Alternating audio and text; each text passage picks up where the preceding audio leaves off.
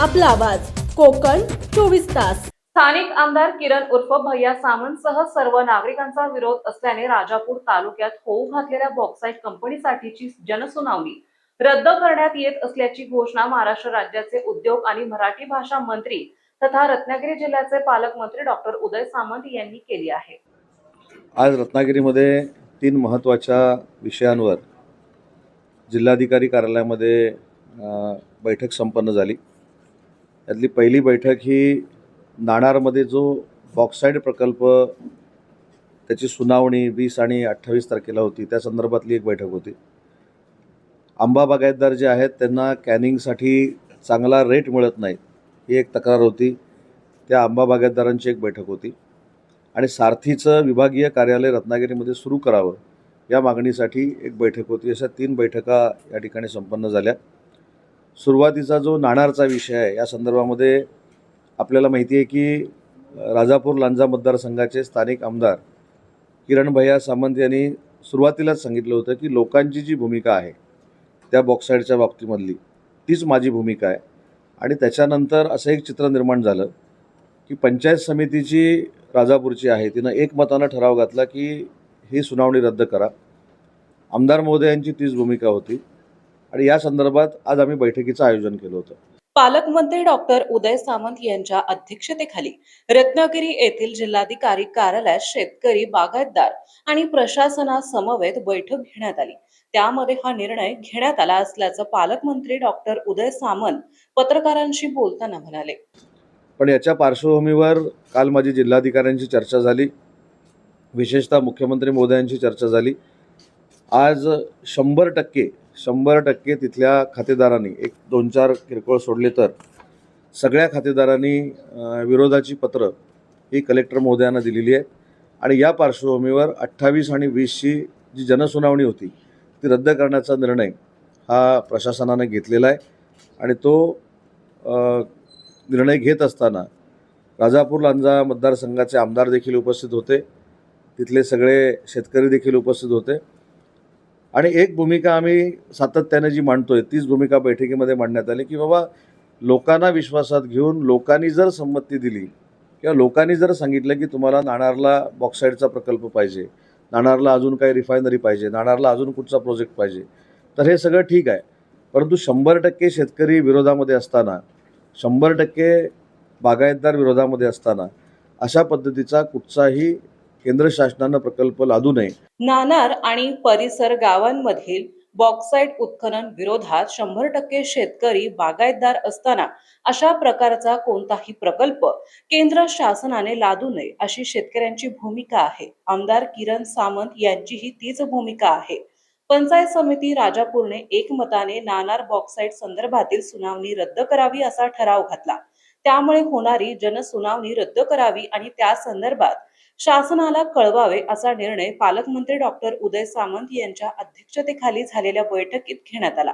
जिल्हाधिकारी कार्यालयातील सभागृहात राजापूर तालुक्यातील बॉक्साईट उत्खनन प्रकल्प जनसुनावणी बाबत बैठक घेण्यात आली। बैठकीला आमदार किरण सामंत, जिल्हाधिकारी मनोज जिंदल, निवासी उपजिल्हाधिकारी चंद्रकांत सूर्यवंशी, प्रांताधिकारी जीवन देसाई, राजापूरचे प्रांताधिकारी विश्वजित गाताडे, माजी नगराध्यक्ष बंड्या साळवी, नगरसेवक विजय खेडेकर यांच्यासह नाणार आणि परिसर गावातील शेतकरी, आंबा बागायतदार उपस्थित होते।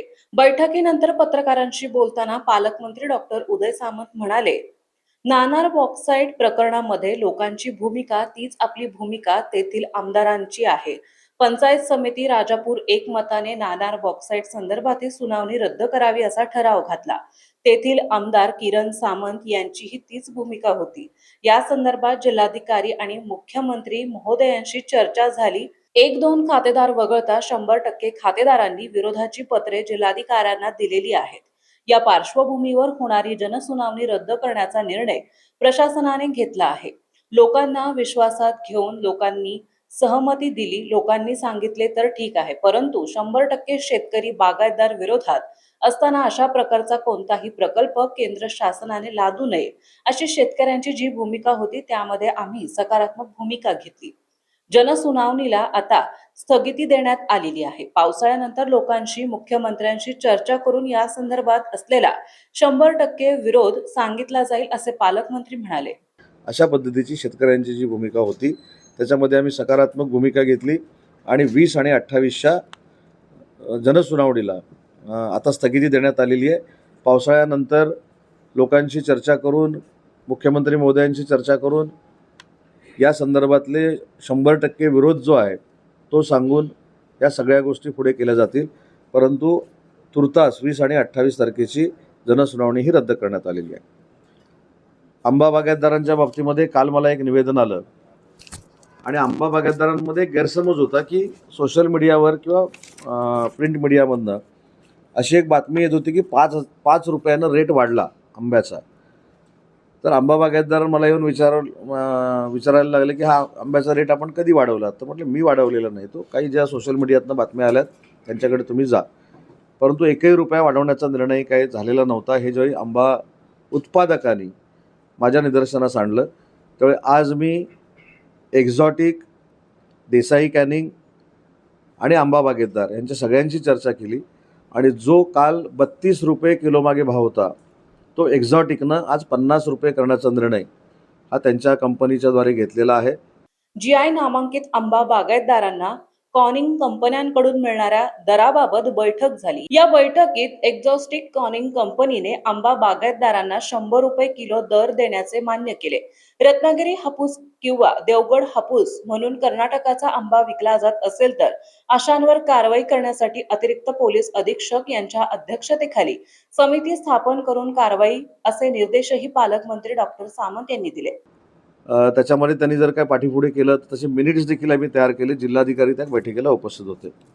आणि तिसरा महत्त्वाचा मुद्दा आहे की सारथीचं विभागीय कार्यालय हे रत्नागिरीमध्ये सुरू करण्यासाठी आम्ही तिथले जे MD आहेत महेश पाटील यांना सूचना केलेल्या आहेत आणि त्यांनी स्वतः सांगितले की हा प्रस्ताव आम्ही शासनाकडे सकारात्मक घेऊन जाऊ आणि सारथीच्या माध्यमातून ज्या मुलांना बेनिफिट्स मिळतात ते कार्यालय आम्ही रत्नागिरीमध्ये सुरू करू, अशा पद्धतीची ग्वाही त्यांनी मला दिली. आणि त्याच्या पुढे जाऊन सारथीशी निगडीत असलेले जे विद्यार्थी आहेत त्यांना ऑनलाईन प्रशिक्षण सुरू करण्याच्या संदर्भातले देखील मी सूचना केलेल्या आहेत आणि त्याच्यामध्ये देखील आम्हाला यश येईल. अशा पद्धतीच्या 3 महत्त्वाच्या बैठका या ठिकाणी झाल्या. रत्नागिरी नगरपालिकेच्या इमारतीची काल पुन्हा एकदा मी पाहणी केली. 2 दिवस जो पाऊस पडला त्याच्यामुळं काम विस्कळीत झालेलं आहे. जे आम्ही 4-5 दिवसामध्ये लोकार्पण करणार होतो ते 7-8 दिवस पुढे गेलं, 8 दिवस पुढे गेलं आहे.